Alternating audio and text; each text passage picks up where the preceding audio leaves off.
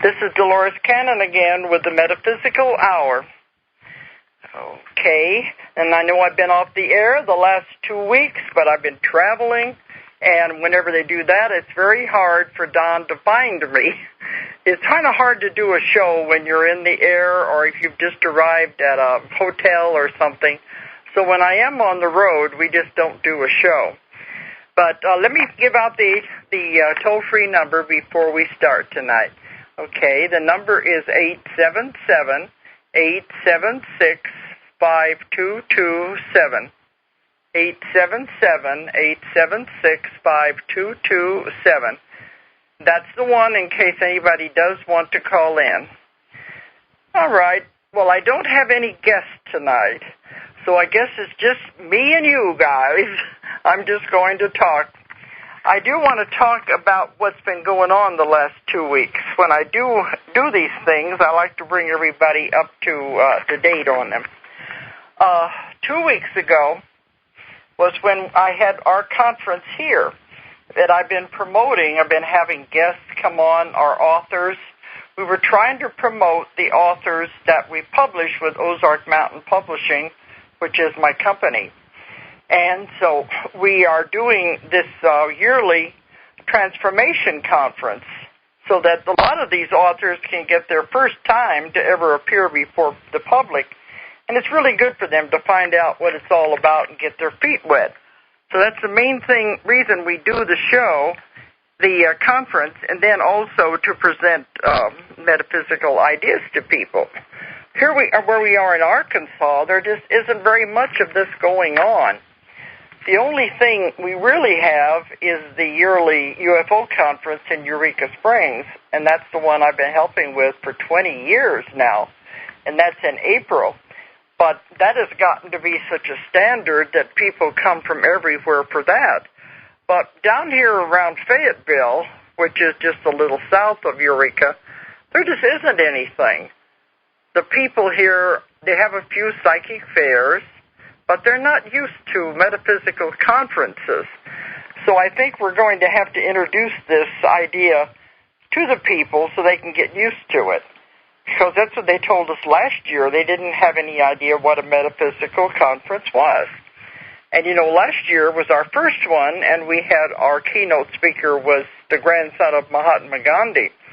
And he was a wonderful hit on that show.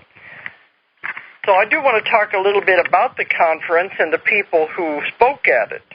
This year, our keynote speaker was PMH Atwater. And all these people I've had on my shows during the last year, so many of you already know these people. But PMH Atwater is a fantastic woman. She is the world's foremost expert on near-death experiences. And we had her give 2 talks during the conference. It was a 2-day conference. And PMH has died 3 times, just rather like Daniel Brinkley, who's also a friend of mine. I haven't had him on the show yet, but Daniel Brinkley died 3 times. And, you know, they made the movie about him, and his books were very popular about what it was like to go to the other side and come back. Well, PMH also died 3 times, and the last time was so bad that when she came back, she had to learn how to speak and how to walk and how to do everything all over again. It was as though her brain was short-circuited with what happened. And, you know, I've heard this happen to a lot of people who have had very drastic experiences like this, that they have to find their way back. And to me, that shows if they can do it, anybody can. It takes a great deal of will to do these things. But she had to teach herself how to walk and how to do everything all over again. And you'd never know it now to look at her, that she's such a fantastic woman. And she travels all over the world lecturing about the near-death experiences. But, you know, as we know in metaphysics, it all had a purpose because it started her on this career. And she began researching near-death experiences all over the world. And she's accumulated thousands and thousands of cases. And she especially talked about the ones with the children. when the children had had near-death experiences and how they reported it, the same thing in a simpler form of language, but all the people that she interviewed over all these years were all giving the same stories. And that was the important part, that there wasn't any contradiction. And so she has written several books that are like textbooks now on the near-death phenomena. And she speaks before psychiatrists and all kinds of medical professionals on what her findings have been. But she is a meticulous person about research and figures, and I'm not into the figure part so much. I love research, but she is into the tiniest detail type of research, to where she wants to get down to where it would be like scientific data. So this is why she's accumulated all of this information and put it all together and noticed the similarities. And if there were any discrepancies, she also wrote about those. But as a rule, the majority of her findings were all consistent, even among the children. So it comes back to my work, too, the idea that we don't die. We do live forever, and this is just our body. We don't have a body. You are not a body. This body is just what you're wearing at this time, or this adventure at this time, to play this role in this play that we're in. Because that's all it is, really. It's just a game when you start thinking about it like that. This is just the suit of clothes and the costume that you're wearing at this time. Because every one of these people found out what it was like to go to the other side and then come back again. And when they came back, it is always as though they have something they have to do. There's some kind of information they have to bring back to the world. Their lives are changed in some way. They become more psychic. All of their senses are heightened to where their whole lives are never the same anyway. But this is what she gave the talks on, was about her research in this field. She said it was strange when she got up there to talk to be speaking to an audience of ordinary people, I guess you would say, Arkansas people who have not been exposed to very much of this at all. She's used to speaking to professionals, but I told her, well, these people will probably accept it, and they did, that they understood what she was talking about. So that was one of the talks she gave on the first night. On the next day, she spoke about the new children. Now, everybody keeps calling these children the indigo children, the crystal children, rainbow children. And the ones of us in this field who are doing the investigation, myself, and I did have Mary Rodwell on the show from Australia, who has written some books on this, and she's doing a lot of research in the new children. And PMH has written books on this also. But all of us agree the indigo children title is a misnomer. It's not really what they are, to put a label on them like that, to make them set aside as different, indigo, crystal, rainbow, because what we have found, they are just the new children. Mary Rodwell calls them the new kids on the block. But it's almost as though a whole generation is these children. So they're not one or two sprinkled around anymore. We're getting reports of many, many of them that are just the ordinary kids. They're no longer unusual. And the parents and the teachers need to understand this. It's as though we have a whole new generation here that's going to have to be taught in a different way. And this is what she was bringing out, that the DNA is different. And she goes into the scientific researches on all of this, how they have examined these children to find out they're physically, the DNA and parts like that are different than the generations before them. And, in my work, if you've read the Convoluted Universe series, this is what is happening. that the DNA of our bodies are being changed so that we can adapt as we shift into the new world. I haven't spoken much on that yet, but that is in my Convoluted Universe series, and I will be talking on that on the nights that I don't have any guests. There's a whole lot of information in my books I haven't even touched on yet, but that the DNA is changing, and the older people are the ones that are having the harder time because their bodies, it's harder for their bodies to adapt to the changes that are happening to the physical body. The younger children coming in have everything in place, and the rest of us are just going to have to catch up. But they are the ones, I call them the gift of the world. They are the ones who are sent here to change the way the world is right now. And she talked about the research she has done and how they have, the scientists have even found differences in the way the brain operates. There was something she was talking about, too.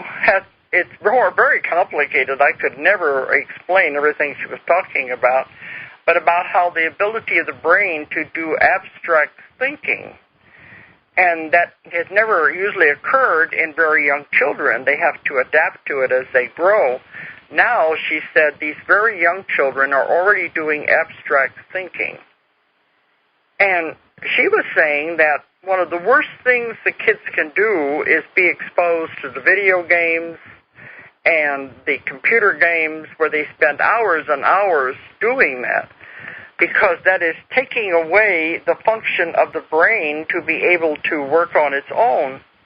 I'm trying to think how she said it. It is taking away the ability to have abstract thinking. And this is very important. They become so immersed, I guess you would say, in the game and the repetitiveness of it, and the way watching all the figures on the screen affects the brain waves, that it is affecting the way the brain is developing and the way the brain is thinking. I think I'm going to have her back on the show again so that she can explain some of these points to the people out there. But she said the best thing to do would be to limit the amount of time that the children, especially the young children, spend with games like this. And, there are some older kids, they just stay glued to the computer. And that's not a good idea because they are shutting out all the things they need to be involved with at this point in their life anyway. And probably some of you are not going to agree, but I was just quoting her research. But it was very interesting. One of the things she did bring up was that everyone in the world had certain types of blood. She was going into genetics and DNA, and which did definitely show that we all originated in Africa. And that has been proven because when they went back and found the oldest skeletal remains, they were in Africa. And it goes along with the work that I have done also. But she said there was one blood type, it was X something, that no one knows where it came from. It is not related to anything on Earth. And there's only a few small groups of people in the world now that still have this type of blood. I thought that was very interesting. One of the groups she talked about that had this unusual blood type were the Basque in France. And the Basque people, no one knows where their language came from. It is different than any other language in the world. So this is a mystery to also find that their blood type is different. And she was thinking it could be because they were the remnants of Atlantis, the people in Atlantis when they went down. Because I believe there's another group of people in South America and Egypt, or just very small scattered groups in the world. So they're still doing investigations on that. But of course, with my work, it also would fit in with the idea of the seeding of the planet Earth by the ETs and the introduction of different blood types at that time, which again is another subject for another show that I haven't done yet. There's a lot of material that I haven't covered yet. But she had a great deal of very fascinating information. Now, I do want to say we had all of these speakers for those 2 days, and if anyone wants copies of this, we had excellent videotaping. We had professional people doing the video, and we are selling the DVDs of the 2-day conference, if anybody is interested. We still have some of last year's conference also, which featured Gandhi. But we are selling the 2-day videotapes, and if you go on my website, you'll find out more of the details about this, if anybody wants to see the conference in their own home.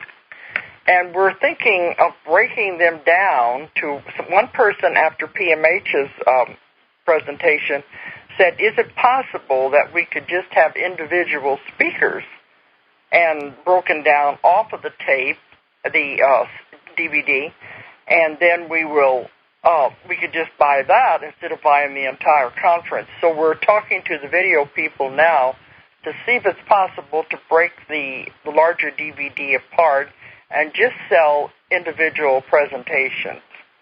So hard to think of DVD. I'm used to thinking of tape, but everything is coming into the modern age.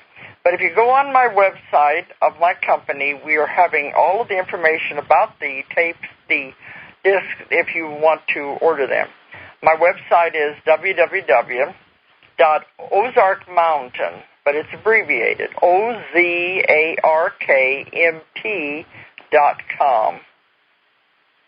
OZARKMT.com. You'll find out more about if you want to order the DVDs of the conference. Another woman who was really a big hit for the conference, the speaker was Carol Pate. And she's an old friend of mine. We go back many, many years. And I have had her on the show twice. And all these people, I'm probably going to have them come back because they are such a wealth of information. They have not even touched all of the things they are involved with. But Carol Pate is the psychic, but she is the real psychic detective. Like the woman on Medium, this is what she does for a living. And she has been working with the police since she was 12 years old. And she talked about how she just always knew these things. They were normal to her. She just thought that was just a normal part of life to be able to be psychic and to know these things about people. And the police began consulting her when she was 12 years old because of the story. She told the story of a missing classmate. And she told the police where he was because she just knew these things. They were very natural. One thing about Carol is that no one has ever tried to stop her abilities. You know how it is if you have a child that is doing unusual things, and believe me, there's more and more of them out there. They are coming out. They're normal kids, what you think of normal kids.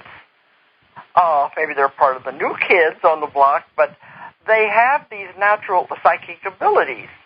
And they will say things that you wish they wouldn't. And they talk about things. They talk about reincarnation. Remember, Mommy, when I was the mommy and you were the child? But most parents try to shut them up and try to squelch it and stifle it. It's like you can't talk about things like that. Or somebody comes in and talks about, some kind of a psychic remark because they pick up about one of the relatives in the room, and it's just natural for them. Well, usually the parents will say, you can't do that. You can't talk about things like that. You embarrass us, and people will think you're crazy. So they end up squelching the ability. I think now, especially these times we're going into, these abilities need to be encouraged. And you're going to find out that your child is not the only one that's different as you would think. It's becoming more and more common. And PMH even talked about how they're able to communicate mentally, even in classrooms, with each other. And they had to try to stop that in the classrooms because there was a lot of the mental communication going on. So there's more and more of this happening. But Carol began when she was a child, and she was not discouraged, and so she developed her abilities over all these years. And now she is working on, she's had 500 murder cases this last year alone. She does at least 2 a day. And when she arrived here in Fayetteville for the conference, when I saw her in that afternoon when she got to the hotel, she said she'd already been called in by the Fayetteville Police Department to help with a murder case right there. So I said, I thought you were supposed to be on a vacation, get away from all of this for a few days. But she couldn't even, when she got there, she was asked to be a consultant. So this is what she does with her life. And she has appeared regularly on the as a psychic detective show on Court TV channel. She said now she's had about 8 different episodes. In fact, there was just one this last week that she appeared in. She's a regular on the show where they do go back with the police and check out the cases that she has consulted on. So she is the real psychic detective. And during the show, we showed one of these episodes from the psychic detective show where she solved the serial murder case. And the audience was just spellbound because this woman is real. She's humble. She's a good person. There's nothing fake about her at all. This is probably why she's able to do what she can do. She said, though, this is not a pleasant thing to be involved with, because when she's working on a murder case, she can get inside the heads of the people involved, the murderer and the victim. And she said that's not very pleasant when you get into the head of the murderer, because you see their motives, their rage, and that she doesn't like to do.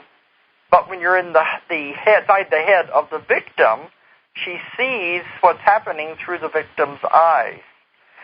And that also is not pleasant because she feels all the emotion, the terror, and the physical effects when the person is killed. And she was saying, I've had my head chopped off, I've been hit by a train, I've been stabbed. So she takes on all of these feelings when she's working with the case. But this is how she's able to solve the murders, because by getting inside the head of the victim, she can see the killer, and she can see where this is happening. She can see where the body is left or buried or whatever. So it's a really very remarkable ability that this woman has to do this tremendous work that she's in. And she's constantly being bombarded by people that want her to do this work. But she not only does the murder cases, she's also being called in for advice as a regular psychic, too. So she really has her plate full. Now, Carol Pate has her own psychic center. It's located in Little Rock. It's called the Carol Pate Psychic Center, and she has other people working for her. She has to. She can't do all this by herself. But I don't have any more about it right now, but if you go online, you can find it. That is her website, Carol Pate, P-A-T-E, PsychicCenter.com. And she said there are going to be more shows about her because they're trying to get her under contract to do more and more for the Court TV. Oh, she also said she's going to be doing an A&E special, too, about her work as a crime fighter. So those were the 2 main speakers that we had, and they were fantastic, and the audience really liked them. Of course, I was a speaker, too, but everybody knows my work, so I'm not going to go into that too much. But we had several other really good ones. We had Justine Alessi again, and she is the master tarot reader. She's not just a tarot reader. She's an entertainer. And to me, she is more psychic than she claims to be, because when she's working with the cards, The cards are more or less just a tool because she can see all of these things about the person, and she is accurate down to the tiniest detail. So the cards are more or less there, but she is picking up things about the person that you wouldn't believe. She's done many readings for me, and every one of them have been extremely accurate. She's been able to predict many things that we didn't know that had happened. I had her on the show in the conference because I published her book on the tarot, which is called The Rebirth of the Oracle. And she has taken the tarot cards and brought the meanings into the modern age because the meanings are archaic. They were done back in the Middle Ages, and a lot of those meanings of the cards do not apply to today. So she has taken it all and brought it up to the modern age on what the cards mean. And this way, that's what the book is about. Anybody can get the regular playing that deck of the weight deck and can see the new definitions. But this woman is busy constantly.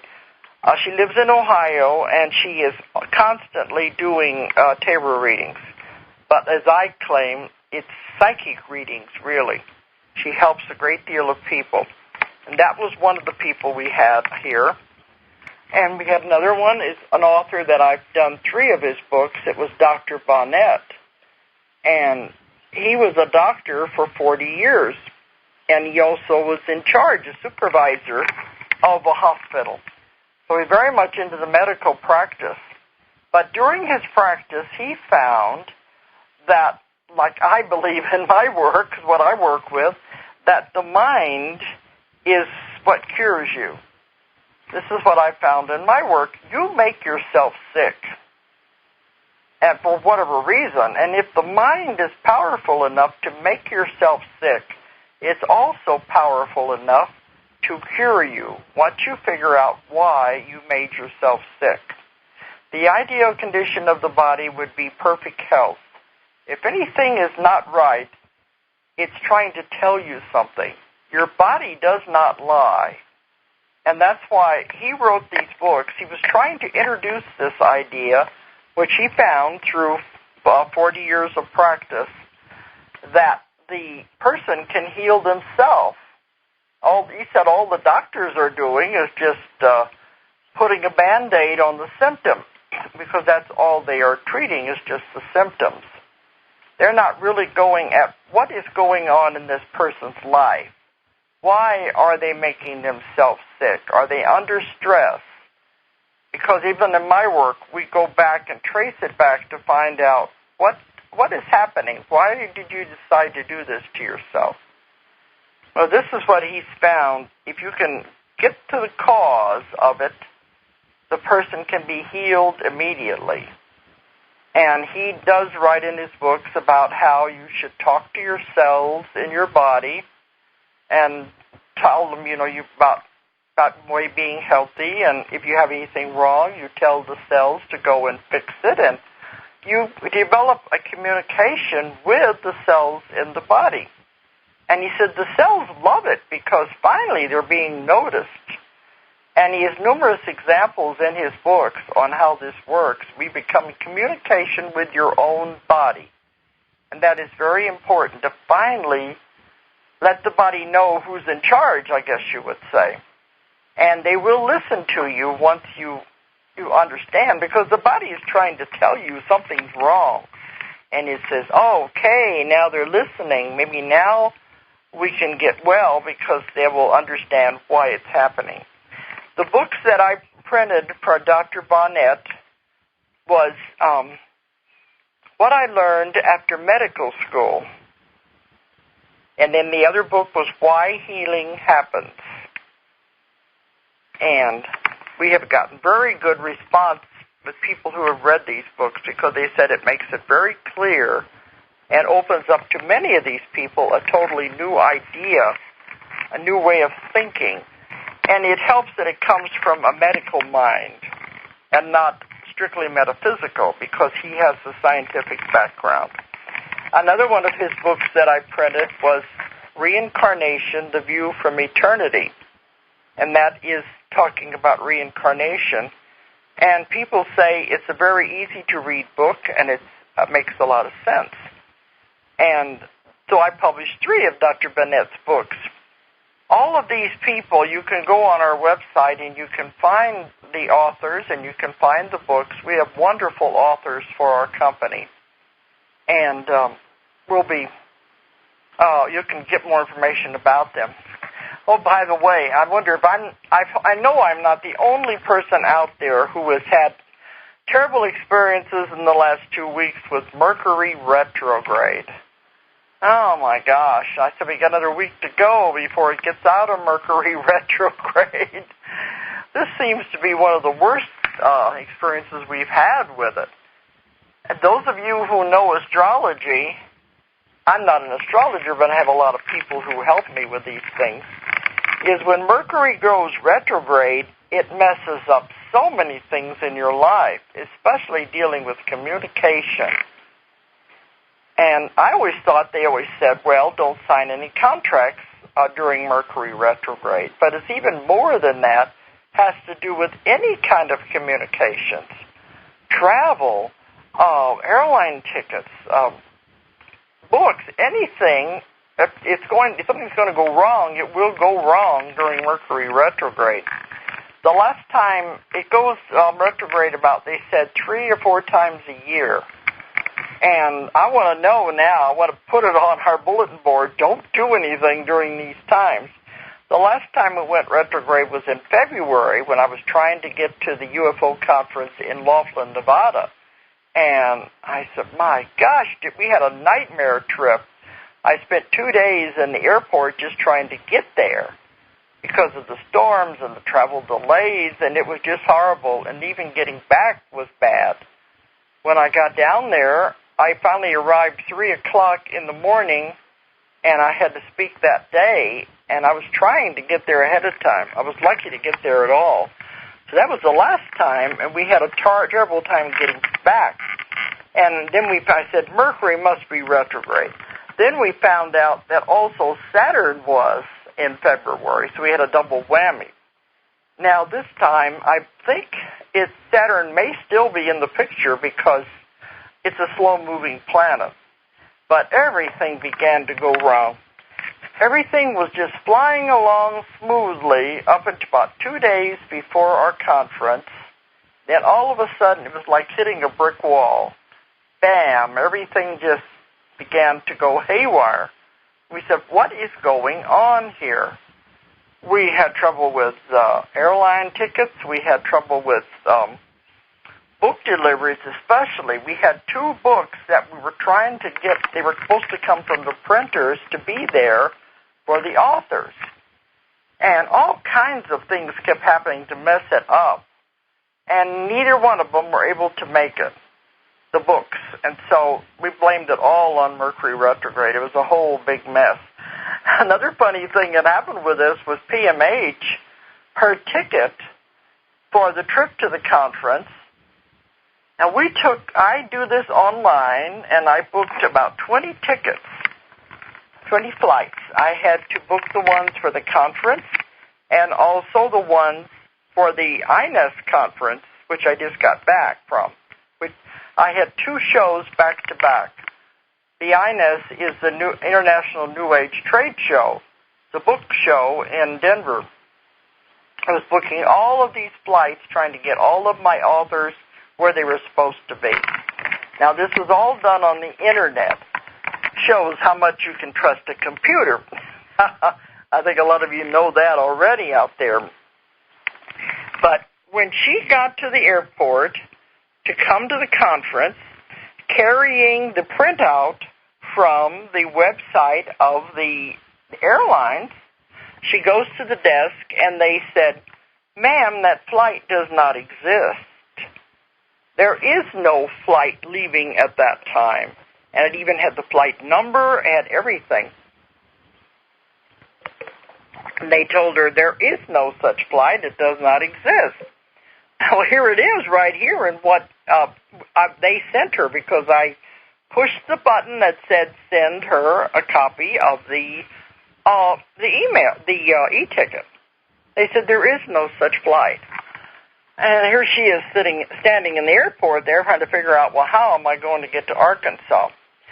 The airlines were really nice about it. They said they tried to find her a seat on something. They said they found one ticket in the entire state of Virginia going to Fayetteville. One ticket was all that was left on any airlines going to Fayetteville. And it was an hour away in Richmond. She was leaving out of Charlottesville. So she had to call her husband away from an important meeting to drive her an hour to Richmond to get that one ticket to get to Fayetteville. I said, this is absolutely ridiculous, and it has to do with Mercury retrograde. That's the only thing we can blame it on. We got to blame it on something, unless the universe is playing a lot of funny tricks right now. What it thinks is funny. But when she got there and was telling me this weird story, I compared my printout on the e-ticket with hers, and it was a different time. Now, how in the world all of that could have happened unless the computer decided to print one out for me and one for her? But she said, well, I got there, the only ticket in the whole state. But that's the kind of things that's been happening. And we finally just gave up on the books because he said, they're just not going to make it. We're just going to have to take orders of the books that aren't here. But I'm hoping, I think they said another week of this, and then we'll be out of it. Next year, we've already got our dates for the next conference, and we said, don't make it when Mercury goes retrograde. Okay, because another one of our speakers was Jody Felice. She's a new author, and that's why I wanted her book there. And her book is a cookbook, and normally we don't do cookbooks. This is something we just don't do because we're not that kind of a publisher. But Jody's book was different because it was about cooking with herbs, and it had to do with the magical properties of herbs. I had her on the show a few weeks ago, in case anybody listened in on that one, about how she said she began noticing she was sick. She had something wrong with her, and she began wondering if it might be coming from what she was eating. So she started thinking about, what am I putting into my body? And as she began to notice her food, and she ate one certain thing, it would make her feel one way, and another thing, it would make her feel a different way. So as she began keeping note of what she was eating and comparing all of this, then she soon found out the foods that were not agreeable to her body. Now, this doesn't mean an allergy. It was just something her body didn't like. So she began changing her way of eating, and then she began what she calls empowering the food, becoming very much in tune with your eating and your cooking, especially with the herbs that she puts into the cooking. So she calls it awakening the magical properties of the herbs as we put them into our food. So her book was called The Enchanted Garden, and that's the one that didn't get there. In fact, it just arrived yesterday. And when it arrived, they was unpacking the pallet, and oh my gosh, one box was completely crushed, and all the books were spilled out, all inside of the packing, all mangled to pieces. And my daughter comes in, and she said, this has got to be the last thing of Mercury retrograde. Let's hope so. We can't take any more of this. But it's like everything that can possibly go wrong will go wrong anyway. Okay, but then another one of our authors we had was Mary Laterney, who has written the book Discover the Universe Within You, and it had to do with astrology. And it's not the kind of astrology like how to write a chart. She says that you can take this book and then you can go to someone and draw up a chart, it explains everything about the different signs. And it's done in a very clever way and an entertaining way to make people understand their own birth signs. Now, Mary Laterney had some problems, and she couldn't make it to the conference. Her husband was very ill. He had very bad kidney problems, and it was affecting his heart, and they were going to do a triple bypass. And she said she thought, they'd been married 60 years, she thought her place was with her husband at this time. And I said, certainly, that's more important than coming to the conference. So she stayed with him. But she went out of her way to get someone with a camera, and they videotaped her talk. And it was excellent. It was very professionally done, and she sent us the disc. It just arrived in time, and we showed her talk on the video. But that was one person that couldn't make it. So, how many more things could happen?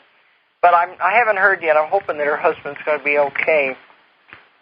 Then we had two women that I brought from Canada, and their book had just been published, but it was another one that didn't make it to the conference. And these women, I really admire them. They have devoted their life to animals. Their book is called My Teachers Wear Fur Coats. And they're Reiki masters. But what they work with is the animals and how to use the Reiki to heal the animals. And this is what the book is about, using the Reiki in that way, using it in the energy healing for the animals. And one thing that I admire about them is that they said they couldn't stay for the entire conference because it was difficult to be away from the animals in their care. They have certain ones that their owners have them working on them all the time. And their name is Natalia Krebitz and Susan Mack. They're the ones that wrote the book. Susan Mack is a very quiet, rather introverted person, and this seemed like totally new for her, and she was a little overwhelmed by the whole thing because she's more comfortable with animals than she is with people. But she says that she gets very little sleep at night because even when she's traveling, certain hours she wakes up and she will sit there for as long as an hour sending energy to a certain animal that she is working with, that some family has asked her to work with this animal. And she will do this many times during the night. After only a few hours sleep, she wakes up and then concentrates for an hour sending energy to the certain animals. And she does this all during the day, too. During the day, she can go to the houses and work with the animals. But it's as though she has devoted her life to this, and I admire this woman for being able to do this, just to put all of her energy and concentration into the animal world. It takes a lot of dedication to be able to do something like that. So they wrote the book, My Teachers Wear Fur Coats, and anyone who is in Reiki might like this because it shows how to use it with animals, and they are having very good results with the animals they work with. There's many stories in the book. So those people came all the way from Canada and just stayed for one day so they could get back. And the other author we had, I had him on the show, I think it was just the last show I did before I went off, was Grant Peeler. And I've just published his book called Worlds Beyond Death. And Grant Peeler, the reason I decided to do his books was because he has a conscious memory of what it was like to die and come back to Earth this time. He said he has a conscious memory of his last lifetime and when he died in that lifetime and going to the other side, what it was like over there, And normally, when you come back into the physical body, your memories are erased, and this is done for a very obvious reason. It wouldn't be wise to come into a life with all these memories in place. It's too confusing. So when you come into a life, those memories are taken away. But in the case with Grant, as he was coming back in, he was insisting, and he said, no, you will not take my memories away. I'm going to remember what happened. And he kept insisting this until he was born with the memories. And so he wrote the book about what he remembered on the other side, what it was like over there, and all the different levels and the different places that are over there. And now he's going to be starting to do lectures and tell people about these things. And these are all very important things for us to know about. But that was Grant Peeler and The Worlds Beyond Death. I now have 5 more authors under contract that we will be publishing their books. Hopefully some of them will be done by the end of the year. So I have more authors coming up all the time. By the time we do the conference again next year, we're going to have even more variety, plus our keynote speakers. I'm trying to have different people each time that I have a conference and keep a variety going. I don't want to do too many repeats. And this will bring more people back because they'll say, well, what are they going to have this time? And it's going to be different subjects in the metaphysical field. And we just now published a book that the author couldn't come. It's an herbal book. It's called Let's Get Natural with Herbs. It is an herbal encyclopedia, and it's the biggest one ever printed. This thing is dictionary size. And all the herbalists out there, the homeopaths, the naturopaths, this is a book that would be very valuable. It lists every single herb in the world and has all the properties of them, what they can be used for, what they shouldn't be used for, what they should not be used in combination with, and even the interactions of traditional medicines with the herbs. Has absolutely everything for a very, very complete reference book. And that has just come out also. Let's Get Natural with Herbs, and that is written by Deborah Rayburn. And you can find all of these books on our website if anybody is interested in these.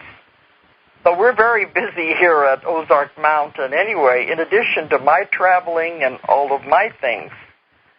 But I got through with the conference. I had one day off, and that was it, because I had clients coming in. Some of them had come for the conference and stayed over, and I had clients. And then I had to go to Denver for the INES. That's the International New Age Trade Show in Denver. And if you've ever been to the BEA, I used to go to that. The BEA is the huge book trade show for the United States. But we went to that several years, and it is so huge that you get totally lost in there. It takes, in the 3 days you're at that conference, there's no way you can see all of it, because it focuses on all the different publishers of all the different genres, every kind of subject out there. So you can imagine the New Age, the metaphysical, get lost among all the rest. You know, the children's books, the fiction books, the romance, the scientific, all of that. They did start having a small section just for the metaphysical. But still, I feel like you're lost in the shuffle. So a few years ago, we were going to both, and then we decided to just go to the International New Age Trade Show because it focuses strictly on the metaphysical. And first time I ever went to that show in Denver, it was just starting out.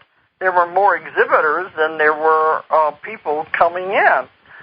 So it was very small at those days. And I've watched it grow and grow till now it takes up 2 buildings in Denver in this show, and it is a lot. They have all the top metaphysical publishers And they sell also anybody who's selling anything that can be sold in a metaphysical bookstore. Because, you know, the bookstores don't just sell books. So it's really a fascinating place to go. But it's not open to the public. This is only open to the publishers and the bookstore, the buyers, and authors. That's the same way it is at the BEA also. The average person can't go to those shows. Now, they have 2 of these shows a year. The second one is in Orlando in February, and I've been going to that also. But I had to go to this one in Denver, had to get all of these authors there that I wanted to do book signings, and shepherd them, make sure they all arrived and got to the hotel and got where they were supposed to be to do the signings. And Mercury retrograde only raised its ugly head a few times. We did get them all there anyway. So I was involved with that anyhow. And the only problem was coming back. I just got back just 2 nights ago, was being stuck in Dallas Airport for 4 hours.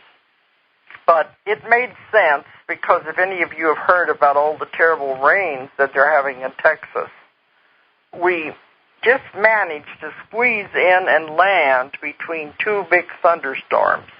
Once we were on the ground, there were lines and lines of planes trying to take off every time there was a clearing.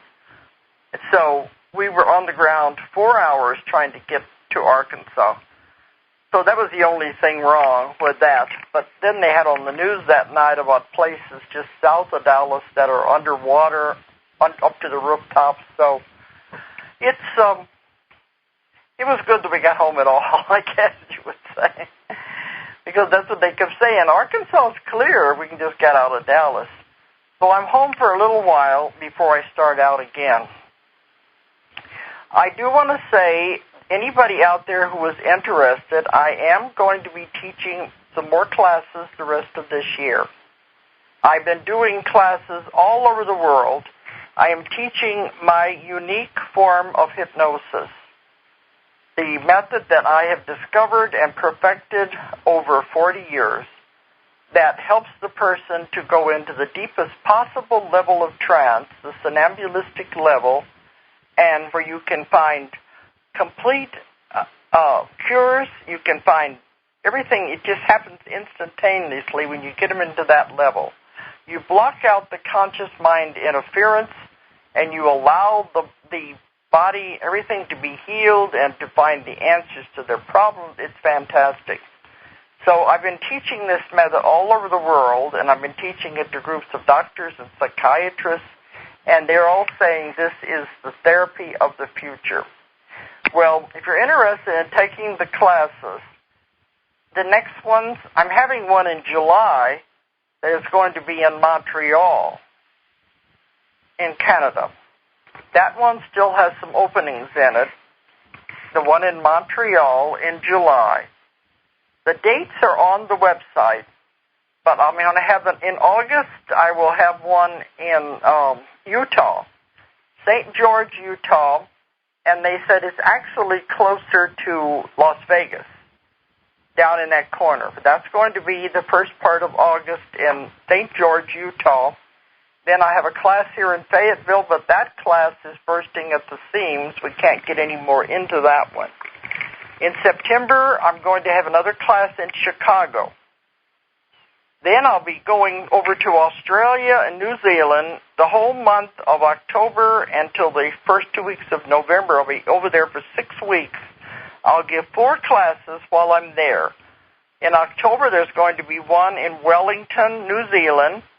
And then I get to Australia, I'm going to have a class in Melbourne, in Perth, and in Sydney. So anybody in that part of the world is interested in my classes, check our website, and you can find out more information about it if you want to take it. Then I have a class at the beginning of the year, I think February, it's going to be in Arizona.